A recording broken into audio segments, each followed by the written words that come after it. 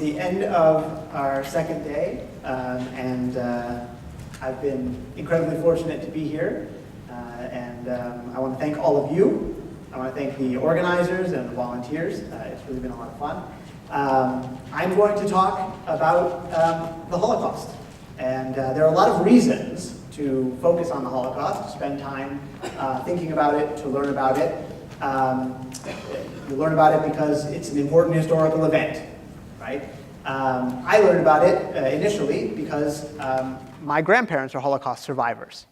And so for me, it was a very personal thing. It also it drove my interest in human rights, which is something that I teach and I study in my job.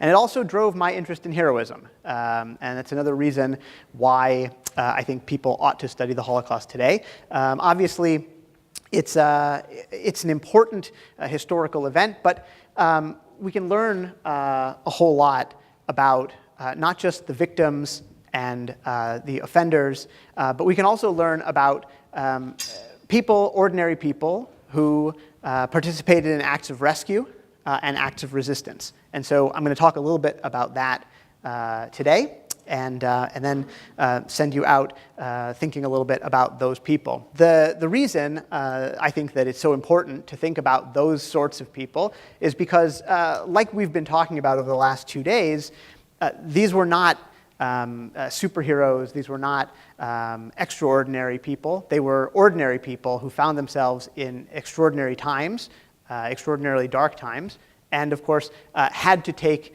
some kind of action, right? They felt themselves compelled to do that. So I'll talk first about some examples of rescue, and then I'll talk about some examples of resistance.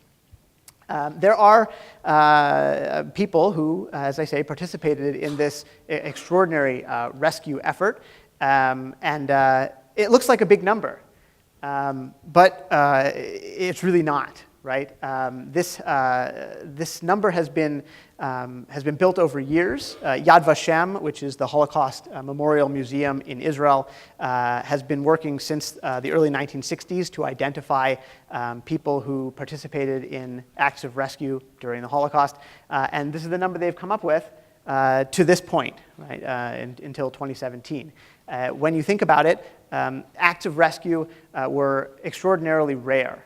We spend time focusing on them because we can learn a lot about them because they were so rare. Right? Although it's over 20,000 people, you have to remember this is across Europe.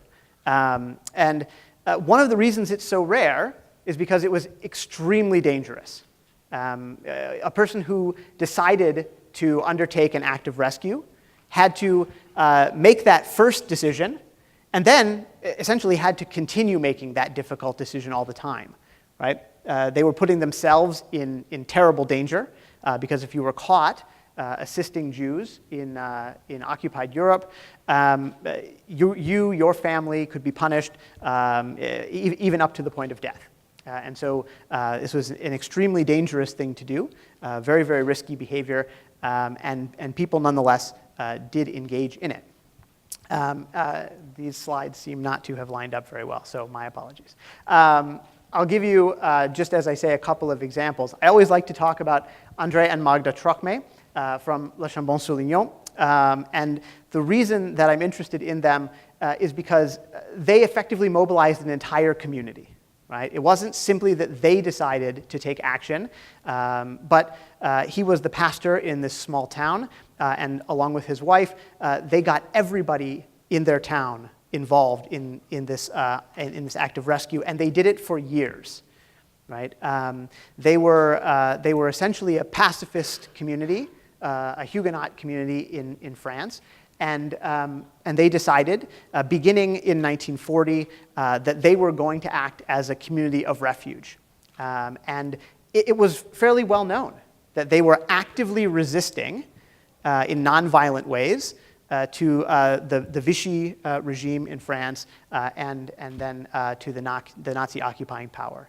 And it was exceedingly dangerous to do this, so much so that André Trocmé was eventually forced to flee his home, and his wife continued the rescue effort with the people in the community, even as he had to flee. Right? What they were doing was they would take people into not just their home, but they found different homes all throughout the community where they could house people. And when they received notification that people were coming to try to find Jews who were in hiding, they would move them. They would take them to different houses. They would move them into the countryside. And ultimately, they ended up moving people not just from house to house, but finally across an international border, right, to get people out of France entirely. And what they did as a result of these efforts was to save thousands of people, mostly children. And it's really an incredible story. The other that I'll talk about just briefly is Raoul Wallenberg. Some of you might have heard of him. He was University of Michigan, class of 1935. I don't know if you knew that, but it's true. Raoul Wallenberg was a Swedish diplomat who was sent to Hungary, and he was in Budapest. And what he was charged with doing was essentially issuing documents, sometimes forged, sometimes legitimate, in order to protect Jews in Budapest from being deported. And there's not an entirely exact measure of how many of these certificates he issued and how many lives he saved, but people count it not just in the tens of thousands, but up to 100,000 people that he personally assisted in protection at this time. And to such an extent that Wallenberg, at the sort of end, as they're marching Jews out of Budapest, Wallenberg is personally intervening, right, and pulling people out of line so that they're not being marched to deportation because he has their names on certificates of protection. There really are, as I say, lots of these sort of amazing stories of rescue, and they're very much worth getting to know. You know, we've popularized some of them, right? So most people know about Oskar Schindler because of the Spielberg film, but there are a lot more of these folks that are really worth spending some time getting to know. And then, of course, I want to talk a little bit about resistance. There were resistance movements essentially in every country, and the range of resistance was really quite dramatic, right? So in some places, this was just non-cooperation, right? Not going along with what people were told to do. In other places, it was really open warfare, right, against the Nazi regime and the occupying forces. Most of the time, this is not organized in any specific way. There were some places where it was very well organized, but started in most places spontaneously, right, and a lot of it kind of locally organized. This is Klaus von Stauffenberg, who, again, is probably one of the more popular figures. He was portrayed by Tom Cruise in Valkyrie, so most people know about him. But I think fewer people know about Witold Pilecki, and so I like to talk about him. Pilecki was in the Polish army. When Poland was overrun, he and someone else co-founded the sort of secret Polish army, which became the home army during the occupation. Pilecki did something really extraordinary, which is that he came up with a plan to get himself arrested and sent to Auschwitz, which he did. And he was there for years. And in Auschwitz, he organized a group of people as a kind of underground movement. And they got all of their sort of notes together, and he issued a report from within Auschwitz as a prisoner, which was smuggled out in kind of regular, semi-regular basis, and that report was really the first sort of testimony of what was going on in the death camps, and was eventually, it was used, smuggled to the Allies to give them information. At one point, they even built their own radio in the camp, and were using it to get information out. Pilecki actually managed to escape.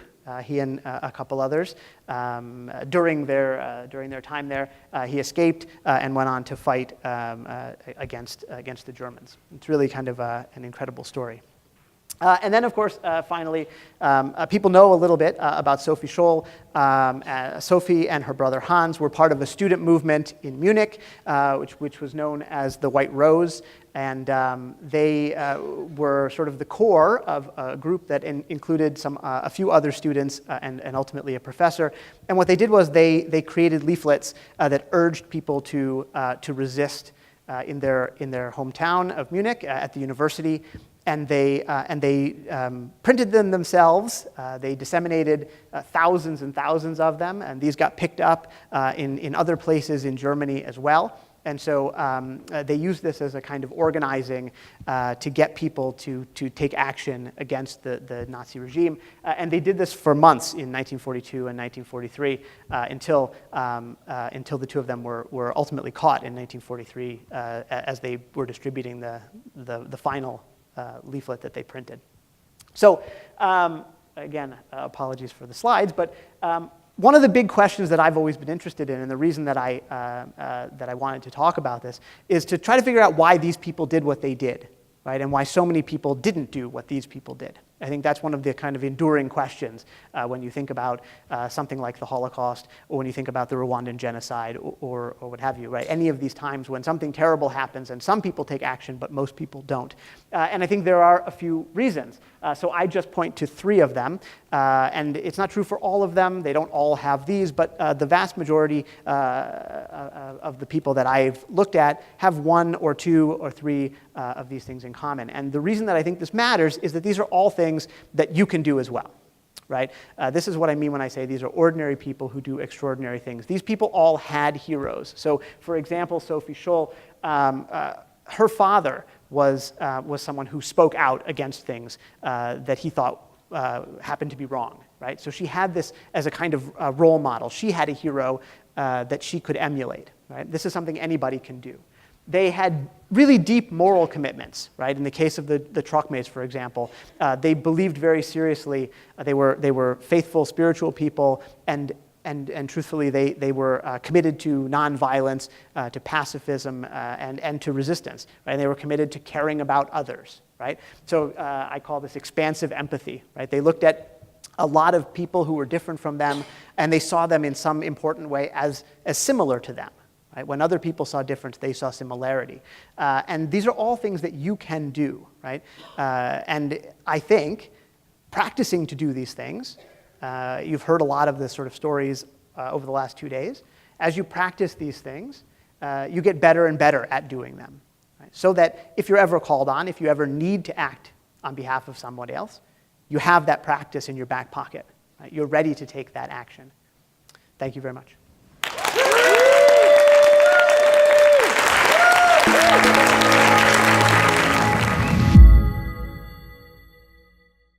The Hero Roundtables are the global events that ask the question, what is a hero?